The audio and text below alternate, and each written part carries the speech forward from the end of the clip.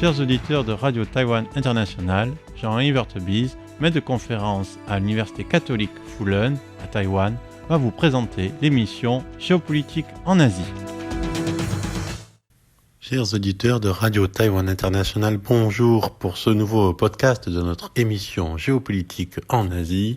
Nous allons revenir sur toute une série d'incidents qui touchent les mers de Chine du Sud et en particulier qui est lié aux relations entre les Philippines et la Chine. C'est un sujet constant qui alimente nos podcasts à différentes reprises parce que effectivement c'est un point de contention majeur et un point de friction qui ne cesse de trouver de nouvelles versions, de nouvelles facettes et qu'il est important de suivre parce que ça fait partie des points chauds, des points extrêmement importants de compétition dans la région. Donc le point de départ ici, ce sera finalement cet article du Global Times. Alors le Global Times, c'est quoi ? On sait que c'est le journal un peu d'une certaine manière officiel du Parti communiste chinois. C'est un journal qui donc exprime la doxa, la pensée dominante du Parti communiste de la République populaire de Chine et qui démontre évidemment un alignement sur les thèses chinoises, sur les thèses de la Chine de Xi Jinping et qui les transmet à un public qui n'est pas simplement un public chinois puisque le Global Times est la version anglaise du People's Daily du Lin Min-le-Ba. Donc, dans ce récent édito, un édito de fin février, de fin janvier, l'édito parle en fait de ces relations entre la Chine et les Philippines et il est intitulé « La rationalité peut-elle revenir dans la politique étrangère des Philippines ?»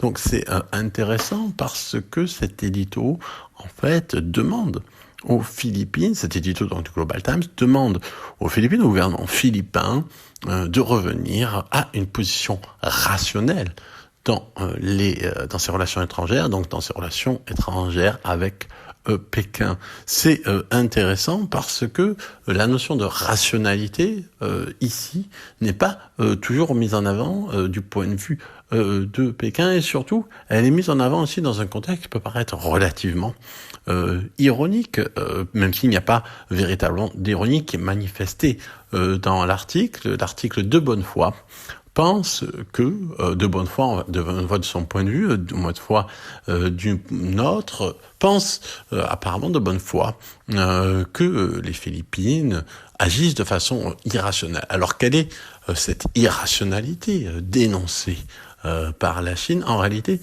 si on analyse cette irrationalité, on voit qu'elle correspond au contraire du point de vue philippin à une stratégie rationnelle extrêmement précise, extrêmement efficace.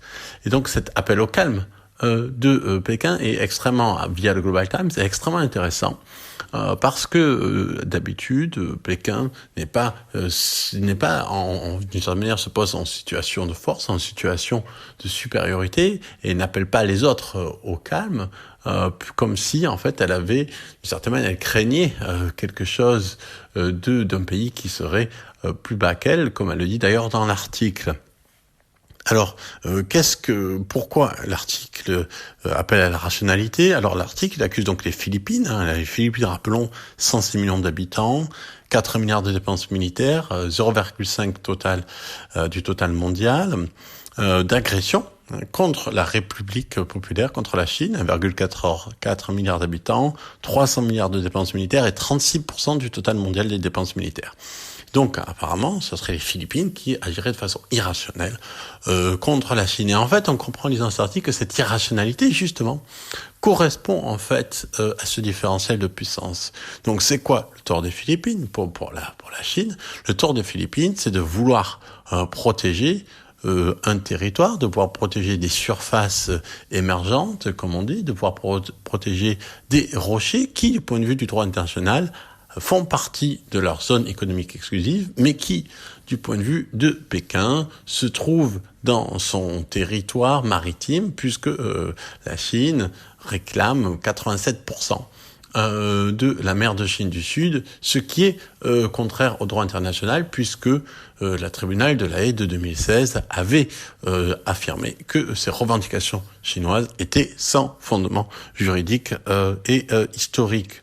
Donc c'est par rapport à une chose qui n'est pas reconnue comme légale, que pour défendre quelque chose qui est reconnu comme légal, du point de vue des Philippines, ça ZEE, pour se défendre contre quelque chose qui n'est pas légal du point de vue du droit international, à savoir les réclamations de la Chine sur cette partie de son territoire maritime, que les Philippines agissent, et c'est cette action, donc légitime, doublement légitime à l'égard du droit, que la Chine appelle irrationnelle. Alors, pourquoi ? Qu'est-ce que dit l'article ? Il dit, ce sont les Philippines qui ont constamment provoqué la Chine, ce qui est un point de vue intéressant. Ces provocations concernaient le transport de ravitaillement et les intrusions dans les territoires de pêche. Alors, encore une fois, ces intrusions dans les territoires de pêche, ce sont des territoires de pêche qui appartiennent, en fait, légalement à la zone économique exclusive des Philippines, et donc c'est la Chine qui empêche le ravitaillement de territoires de surface émergente qui appartiennent à la ZEE des Philippines. Et le texte dit, en tant que pays relativement petit dans la région, les Philippines doivent faire preuve de prudence face à la concurrence des grandes puissances, sinon elles pourraient devenir une victime.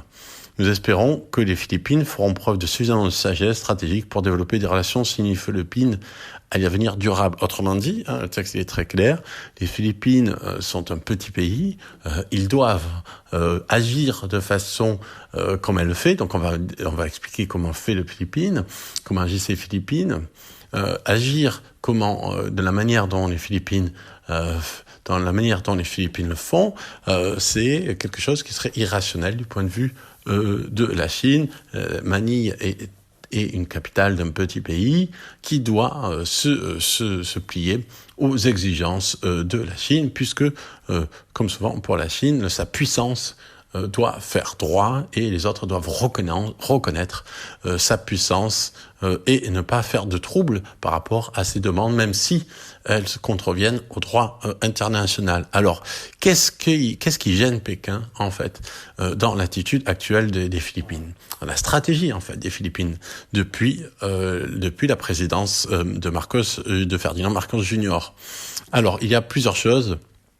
La première chose d'abord, c'est que la stratégie des Philippines de Marcos Jr., ça consiste à dénoncer haut et fort toutes les actions chinoises d'intimidation contre la marine et le secteur de pêche philippin. C'est ce qu'on appelle aggressive transparency. Une sorte de transparence agressive, c'est-à-dire que les Philippins ne cachent pas ce que la Chine fait pour intimider ses pêcheurs. Par exemple, en février 2023, lorsque la Chine a pointé un laser militaire sur les membres d'équipage d'un bateau de patrouille, le gouvernement Marcos a publié l'incident de façon formelle. Ils ont montré des vidéos, ils ont fait une plainte formelle au niveau diplomatique, et pour le garde-côte Gilles Tariela, le commodore des garde-côtes philippins, il dit: la meilleure façon de lutter contre les activités de la zone grise Grey Zone chinoise dans la mer des Philippines occidentales est de les dénoncer. Et effectivement, cela a permis, en fait, et c'était en fait les premiers pays dans la région à dénoncer les provocations, les intimidations chinoises dans la ZEE des pays riverains de la mer du Sud, de la mer de Chine du Sud. C'était les premiers à le faire, et cela aussi a poussé les États-Unis à reconfirmer leur alliance avec les Philippines. Okay. En plus, autre chose encore qui a hérité Pékin et qui peut expliquer cet édito de fin janvier, c'est que le 15 janvier 2024, après l'élection présidentielle, le président Marcos Jr. avait félicité le nouveau président élu de Taïwan, et donc il disait, donc la déclaration de Marcos Jr., au nom du peuple philippin, je félicite le président élu, Lai Ching-te, pour son élection à la présidence de Taïwan. Évidemment, c'est quelque chose qui, en soi, est extrêmement agressif du point de vue de Pékin, puisque cela vient à reconnaître qu'il y a un président démocratiquement élu à Taïwan, et donc pratiquement à reconnaître en fait la réalité de cette entité politique autonome qu'est la République de Chine, Taïwan. Donc c'est ce qu'on appelle jouer la carte taïwanaise. Ensuite, il y a eu aussi, les Philippines ont signé des accords bilatéraux avec d'autres pays. Il y a eu, par exemple, 30 janvier, il y a eu en fait, donc juste aussi, au moment lié à l'édito du Global Times, il y a eu la visite d'État à Hanoï du président Marcos, et le 30 janvier, donc, les Vietnam et les Philippines ont décidé de renforcer la coopération de leurs garde-côtes afin de prévenir des incidents en mer de Chine méridionale. Évidemment, ici, c'est la Chine qui est indirectement. Donc, à travers toutes ces stratégies, les Philippines s'affirment comme un acteur responsable, un acteur majeur, malgré sa petite taille, du front contre les réclamations de Pékin en mer de Chine du Sud, et en jouant la carte taïwanaise, en étant extrêmement transparent sur l'ensemble des intimidations que la Chine exerce contre la zone économique exclusive de son propre territoire maritime, les Philippines finalement peuvent servir de modèle pour les pays qui subissent de telles agressions dans la région, et c'est sans doute pour cela que Pékin demande en fait aux Philippines de se calmer un peu et d'adopter une attitude un peu plus rationnelle, c'est-à-dire un peu plus low-key, qui fasse moins de vagues et qui laisse libre la puissance légitime, parce que puissance, de Pékin de s'exercer. C'était Jean-Yves Heurtebise dans son émission Géopolitique en Asie pour RTI.